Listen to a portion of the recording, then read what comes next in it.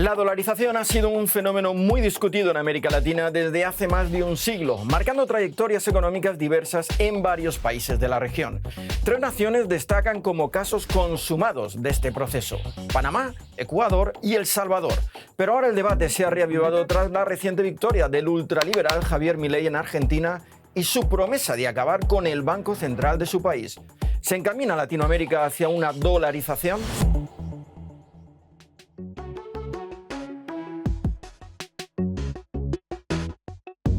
Al discutir sobre la dolarización es importante conocer casos como el de Ecuador. Este país lleva dolarizado desde el 9 de enero del 2000.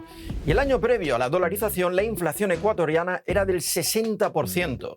6 años más tarde, la inflación estaba tan solo el 2%, una de las más bajas de toda la región.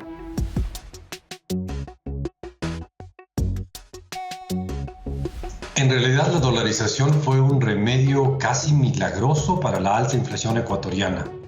Ecuador llevaba desde fines de los años 70 una inflación, nunca una hiperinflación, pero sí una inflación alta, crónica, que rondaba el 30-40% desde fines de los años 70 hasta el año 2000. Y la dolarización en cuestión de 3 años nos devolvió una inflación de un dígito y cambió completamente la lógica de la economía ecuatoriana.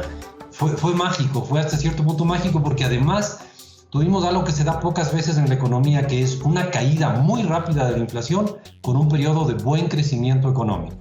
En el caso de El Salvador ocurrió prácticamente lo mismo. El país se dolarizó un año más tarde que Ecuador y su inflación pasó del 25% en los años 90 a menos del 2% en el año 2002. Pero la inflación no era el único problema que atravesaban estos países. Solo está mirando la cuestión inflacionaria, porque no mira otros conceptos. En general, cuando se pone el ejemplo de Ecuador, solo se mira la estabilización de la moneda. Bueno, me parece que ese es uno de los problemas de la economía, pero no es el único. Yo no comparto que esos países tengan un desarrollo, un desempeño mejor que el resto. Son países que no tienen industria, por ejemplo. Y además, cuando uno amplía el rango temporal, encuentra que, por ejemplo, el salario en términos reales, antes de la dolarización, cayó de manera estrepitosa. En los años previos, cayó de manera estrepitosa.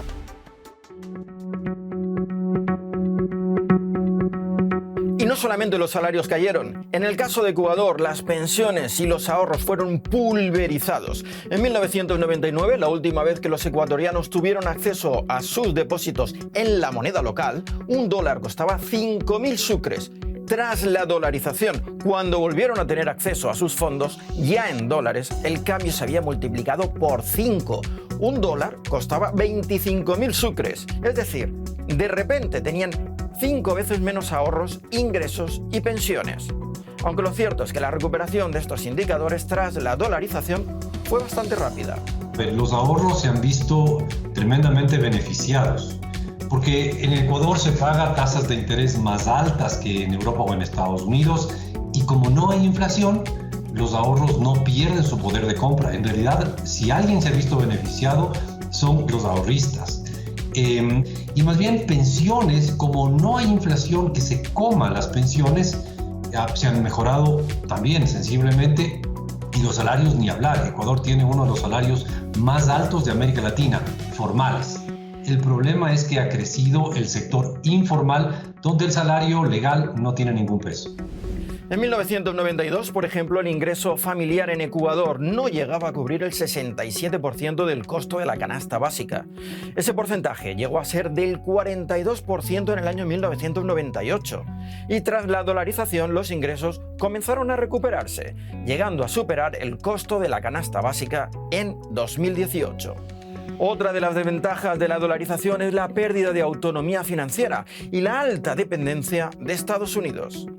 Porque ata de pies y manos a la política económica de nuestro país. Yo no conozco ningún país que se haya logrado desarrollar, su industria, habiendo entregado su propia moneda.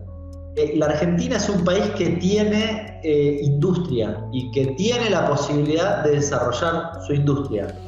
Entregando su moneda, lo único que va a hacer es depender de la tasa de interés de Estados Unidos, de las decisiones de la Fed, digamos, de la Reserva Federal, y, por ejemplo, si a Brasil se le ocurre devaluar, cosa que hace con cierta habitualidad, la Argentina básicamente solo podría ajustar por cantidades, lo cual significa que los argentinos viviríamos peor. Si miramos el caso de Panamá, dolarizado desde 1904, esta dependencia de Estados Unidos no le ha ido nada mal, con unas tasas de crecimiento que de media superaban el 7% en los últimos 25 años.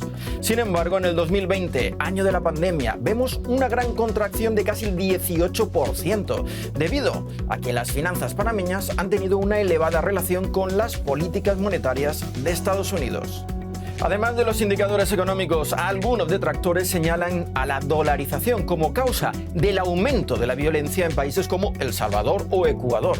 Uno de los que así se expresó fue el presidente de Colombia, Gustavo Petro.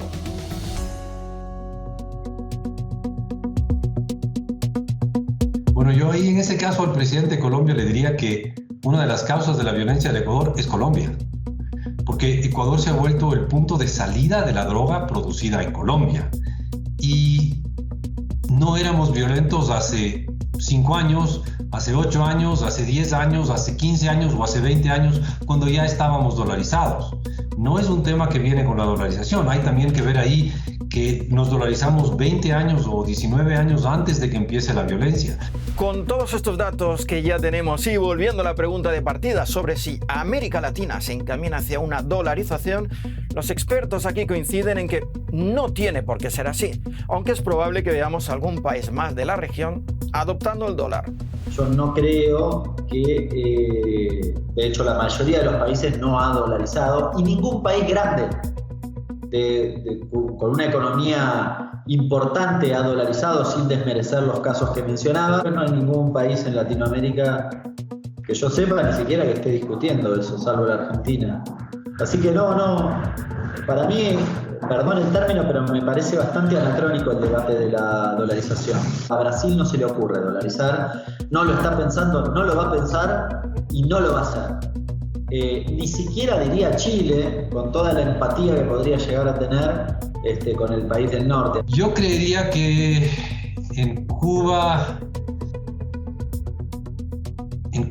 probablemente puedan dolarizar porque no tienen una política monetaria como tal. Y están tan cerca de Estados Unidos que su ciclo económico se mueve como el norteamericano. Debería moverse en un país, en un mundo más libre, en una Cuba más libre como el norteamericano. En la Cuba actual no tiene sentido que dolaricen, pero si algún día abrieran la economía en Cuba, podría tener sentido que se dolarice. Como conclusión, la dolarización no es la herramienta de control definitiva ni la clave para que los países latinoamericanos se enriquezcan, pero sí que sirve para controlar la inflación y establecer un marco de confianza para los inversores, a la vez que garantiza los ahorros de los ciudadanos. Pero esta es nuestra conclusión. Ahora me gustaría escuchar la suya. ¿Creen que sería bueno que Latinoamérica se dolarizara? Déjenos sus comentarios.